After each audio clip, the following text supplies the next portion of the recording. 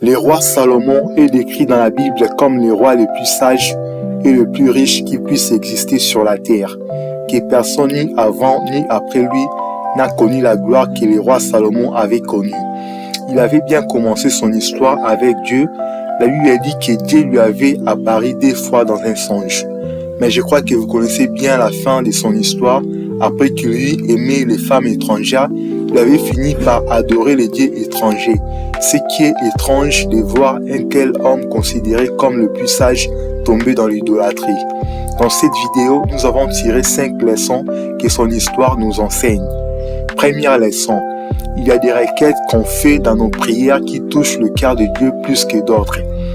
Toutes les requêtes que nous adressons à Dieu dans nos prières n'ont pas la même valeur aux yeux de Dieu. Le roi Salomon a demandé à Dieu la sagesse pour juger son peuple et cela plut à Dieu et Dieu lui ajouta la richesse et la gloire. Comme nous pouvons lire cela dans 2 Chroniques 1, 9 à 12. Maintenant, éternel Dieu, que ta promesse à David mon père s'accomplisse, puisque tu m'as fait régner sur un peuple nombreux comme la poussière de la terre. Accorde-moi donc de la sagesse et de l'intelligence afin que je sache me conduire à la tête de ce peuple. Car qui pourrait juger ton peuple, ce peuple si grand? Dieu dit à Salomon, puisque c'est là ce qui est dans ton cœur, puisque tu ne demandes ni des richesses, ni de biens, ni de la gloire, ni la mort de tes ennemis, ni même une longue vie, et que tu demandes pour toi de la sagesse et de l'intelligence afin de juger mon peuple sur lequel je t'ai fait régner, la sagesse et l'intelligence te sont accordées. Je te donnerai en outre de richesses, des biens et de la gloire, comme n'en a jamais eu aucun roi avant toi et comme n'en aura aucun après toi. Ces versets que nous venons de lire montrent comment une seule bonne requête des rois Salomon faite à Dieu a attiré d'autres bénédictions. Des fois, nous demandons à Dieu des choses pour nous-mêmes. Comme la Bible dit, vous demandez et vous ne recevez pas parce que vous demandez mal dans le but de satisfaire vos passions. Plus nos requêtes seront centrées sur nous-mêmes, moins nous serons exaucés. Mais plus nos requêtes viseront d'abord les intérêts de Dieu et des autres, plus l'exaucement sera rapide. Et parce que nous pensons à Dieu et aux autres, Dieu pensera maintenant à nous. Combien de chrétiens entrent en retraite pour demander le travail, les mariages, les voyages et ainsi de suite? Et combien entrent en retraite pour le salut des âmes, pour les intérêts de Dieu? Bien-aimés, mettons les intérêts de Dieu en première position. Deuxième leçon, la sagesse ne suffit pas dans la vie, mais le plus sage, c'est celui qui s'attache au précepte de l'Éternel de tout son cœur, sans s'adétrôner ni à gauche ni à droite. La sagesse ne suffit pas, il nous faut la crainte de Dieu. Celui qui se croit sage et qui ne craint pas Dieu n'est qu'un insensé. Car la Bible dit que la crainte du Seigneur c'est la sagesse, s'éloigner du mal c'est l'intelligence. Job 28, 28. La sagesse peut vous donner la renommée dans le monde, mais la crainte de Dieu vous donnera un trône dans l'éternité. La Bible parle de la sagesse humaine et la sagesse divine. Vous pouvez lire cela dans Jacques 3, 13 à 17. La sagesse humaine est caractérisée par un zèle amer et un esprit de dispute et elle ment contre la vérité. La Bible qualifie cette sagesse de terrestre, charnelle et diabolique. Mais la sagesse divine est pure, pacifique, modérée, conciliante, pleine de miséricorde et de bons fruits, exempte de duplicité et d'hypocrisie. Laisse que Dieu nous donne la sagesse d'en haut. Troisième leçon. La gloire c'est bien, mais la gestion de la gloire en gardant le caractère du Christ c'est mieux. Car la gloire est passagère, mais le caractère nous positionne même dans l'éternité. Le roi Salomon, quand il était arrivé au sommet de la gloire, il avait aimé 1000 femmes. Parmi ces femmes, il avait des femmes étrangères dont Dieu avait défendu les enfants d'Israël d'épouser.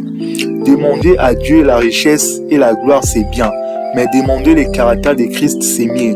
Car la gloire peut entraîner une personne à la folie, mais le caractère du Christ donne la réussite dans tous les domaines. Combien de gens étaient fidèles à Dieu quand ils n'avaient pas grand-chose? Ils priaient et jeûnaient. Mais quand la gloire est venue, ils se sont tournés vers les délices du monde.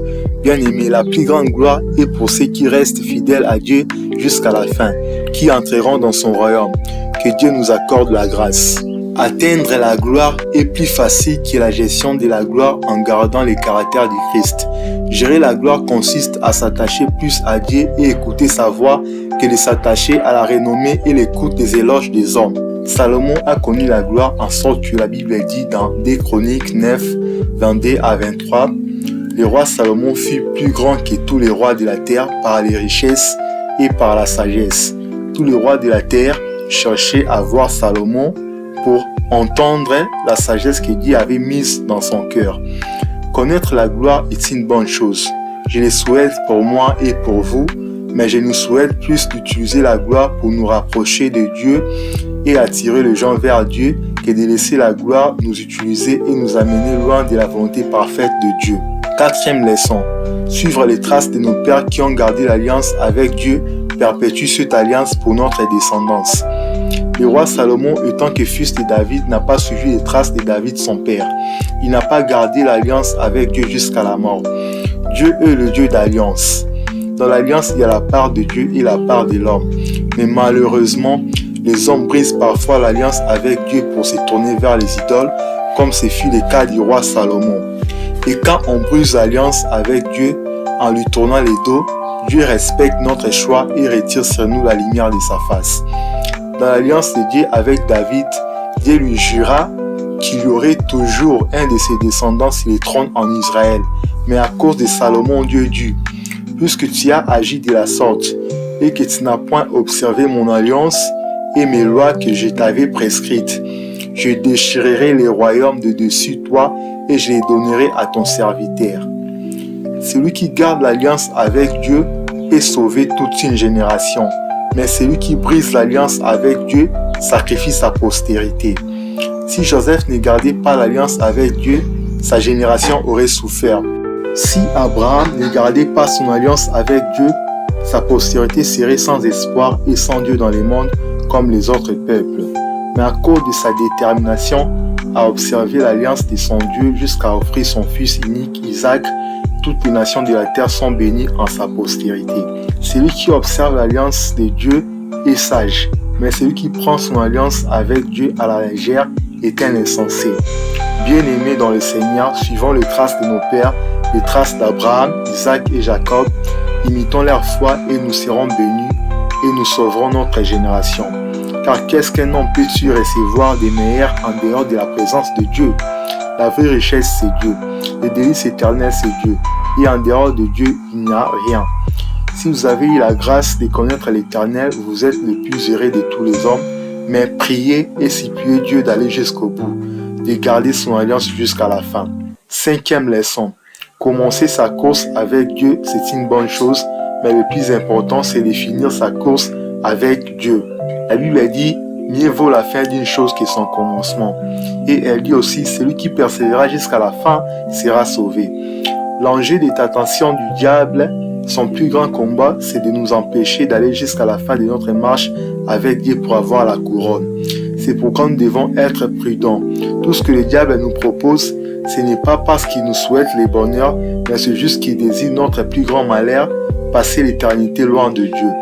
Nous devons tenir ferme dans la foi dans les bonnes comme les mauvaises circonstances et achever notre course dans la foi en Jésus-Christ, car abandonner Dieu à cause de l'humiliation ou de la gloire est la pire des choses.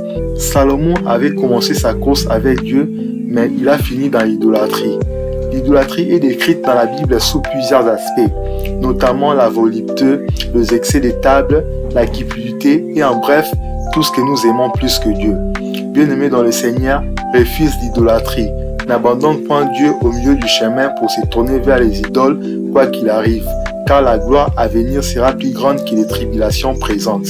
Job, malgré les épreuves, il n'avait point maudit son Dieu, mais il a persévéré jusqu'à la fin. Joseph, malgré les trahisons, il n'avait point abandonné son Dieu, mais il a gardé la foi en Dieu jusqu'à la fin. L'apôtre Paul, malgré les difficultés, les tortures et les emprisonnements, il a servi son Dieu jusqu'à la fin sans se plaindre. Le temps me manquera pour citer les noms de tous ces héros de la Bible qui sont morts dans la foi sans avoir obtenu les choses promises, mais qui les ont vus et salués de loin, reconnaissant qu'ils étaient étrangers et voyageurs sur la terre. Bien-aimés dans le Seigneur, imitons leur foi. Laisse que ces 5 leçons tirées de l'histoire du roi Salomon vous inspire, car il a connu de richesse et la gloire plus que tous les hommes de la terre, et il a eu plusieurs femmes dans sa vie, mais il a fini par réaliser que vanité de vanité, tout est vanité. N'oubliez pas d'aimer cette vidéo et de nous laisser un commentaire et de partager sur d'autres réseaux sociaux. Que Dieu vous bénisse pour votre soutien.